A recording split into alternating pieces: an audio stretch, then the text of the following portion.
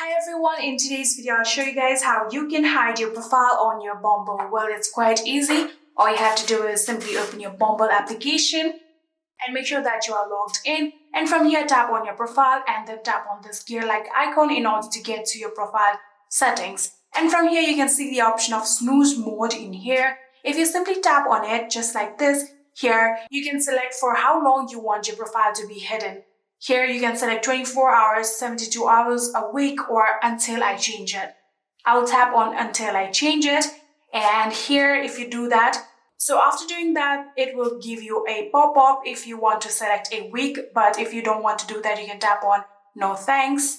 And here you can see we have now successfully hidden our profile.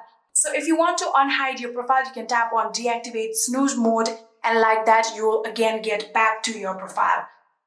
And just like this, you'll be able to hide your profile. I hope this video was helpful to you guys. If it was, please do not forget to hit that subscribe button and like our video. Thank you so much for watching. See you in the next.